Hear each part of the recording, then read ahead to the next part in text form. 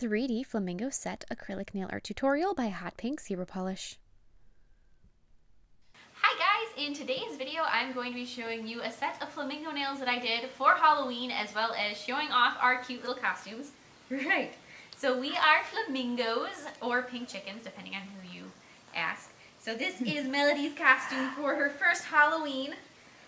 She's got a nice little set of tail feathers back here, and we're matching pink chickens.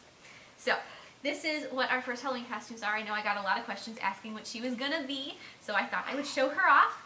And I also wanted to mention that tomorrow I'll be uploading a video about how I attach these nails, which is another question I get so frequently, how I attach them after they're made. So check back for that. I hope you guys like this video, and don't forget to click subscribe to see all my future videos as well.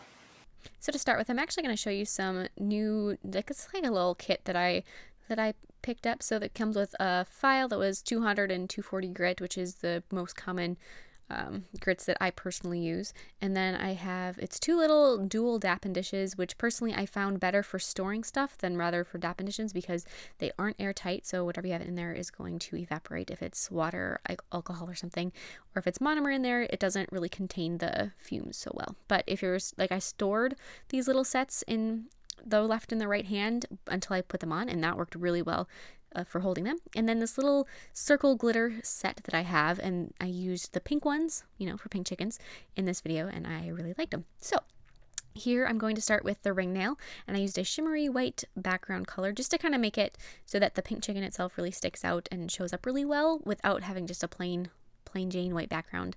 That shimmery white is one of my absolute favorite colors. And then I'm going to encase it with a layer of clear acrylic to make sure that it is going to be nice and strong, and also really maintain that shimmery appearance that that acrylic has, instead of making it get a little bit kind of, I don't know, dull and plain and not so shimmery. Then I'm going to be filing it into shape with my E-file. I'm going to start with a pretty coarse bit just to remove any bulk, and then go over with a finer bit to just smooth out the entire thing. Then grab that hand file and straighten out the free edge with that. So now I'm going to take some really nice bright pink acrylic, and I'm using the little 3D brush that came in that brush set, and it's definitely not quite as nice as the ones that I have, but when you look at the price point, you know, it's, you know, you kind of get what you pay for, and you have to expect that. But that brush set, I like to have a cheap set of nail art brushes on hand for if I ever need to cut one for something specific, and that's definitely a good scenario with this. Or even if you're looking to practice cutting brushes, if you get like a big set that you know there's things in there that you don't need, that is a great way to practice cutting brushes. It's also nice, like I said, if I have something specific I need to cut one for, or every once in a while I have a project where I'm like, oh my goodness, this is really going to gunk up my brush, I'll use a cheap one for that instead of one of my nicer ones, just to maintain some good brushes. And then so I have the little neck of my pink chicken sculpted, then I added the body. While that was still wet, I'm going to place this is a pointy bottom rhinestone that's really quite large and just really kind of glitzes up that flamingo, and I'm going to fill in around it, since it didn't set all the way in there, with some more of that bright pink acrylic to make sure it really is nice and secure and isn't going to just fall off as I'm wearing it. So just add some more of that acrylic going around it, and then I'm going to add a little bit more of a little 3D circle for his head. So now with the little striping brush that came in the kit, I'm going to be painting the legs. So with black paint, I'm going to add those. Make one a little shorter than the other so it looks like it's farther back in the little picture. And then add the little toes on the bottoms of your legs. Then take and just very, very thin lines, outline it. This one brush that I had is actually one that I'm using in this little bit here. I had not cut it. This is just as it was. And it had one little hair that was a bit longer than the rest, so it needed to be cut, actually. Just that one needed to be trimmed down a little bit so it would not kind of do its own thing, but it does work. And these brushes are decent quality, especially for, like I said, for the price for this whole set. You got all kinds of different stuff in there, so that definitely does make a difference, and something to consider when you're buying brushes is, you know, if you have some that maybe aren't your staple brushes but are nice just to have on hand. Then I'm going to add a little bit of white in the eye and just a little spot of white, a little highlight on the beak. And just like that, go back with any black that I need to, and then I'm going to be applying some gel sealer over the background. And after that is cured, I'll be applying matte top coat over the pink chicken itself. Just like that. Just a little bit of matte top coat. Make sure you don't hit your rhinestone, because that would kind of defeat the whole purpose of having a nice sparkly rhinestone. Then I'm going to take some of those pink glitters like I showed you in that wheel, and I'm going to dip a bead of clear acrylic into the pink and apply that going up the nail so that they're concentrated at the tip and kind of fade into the back. And then take a bead of cover pink and apply that at the back of the nail, and then brush that over so it kind of makes it look like it's a little glitter gradient into that clear tip just like that, brush it over the top. My cover pink isn't super pigmented, so you do see those rhinestones through it the whole way, which works for me. It is something though that depending on what your cover pink is like, you may need to use a pretty wet bead so that it does gradiate over the top of those glitters. You know, it's something just to know your product and work with it. Encase that with clear acrylic just like the other nail and file it once again. So as I'm filing these, I do my filing routine the same every single time pretty much. I use the same bits.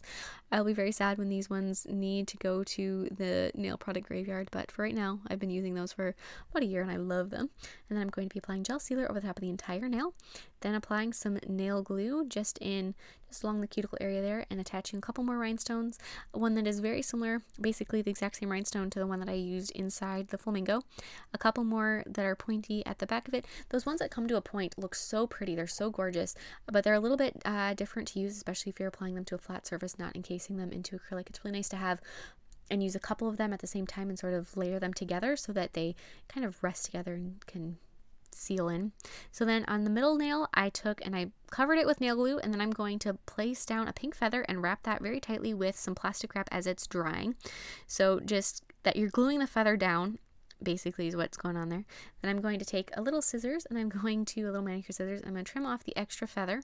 So just take and do this to the best of your ability. It is kind of weird, especially if you're doing this actually on somebody. This is definitely, I mean, this design you could do directly on a sculpted set, but if you're doing that, be very careful as you're trimming around their cuticles so that you don't cut them. Just a little food for thought there. My feather did not glue all the way down to the bottom. Obviously I have nail glue problems. It just is a hallmark of my personality, so I had to re-glue the tip of that to make sure that that stayed down, and it took me a couple tries and a couple eye rolls to get it to stay. And then I'm going to encase this nail with a layer of clear acrylic. The one thing to keep in mind when you are encasing the feather is to use a little bit thinner of acrylic, so a little more heavy on the monomer front. That way it'll fill in around the barbs of the feather so that you don't have any weird funky gaps in there. After you're done with that, go ahead and file that one into shape just like the others.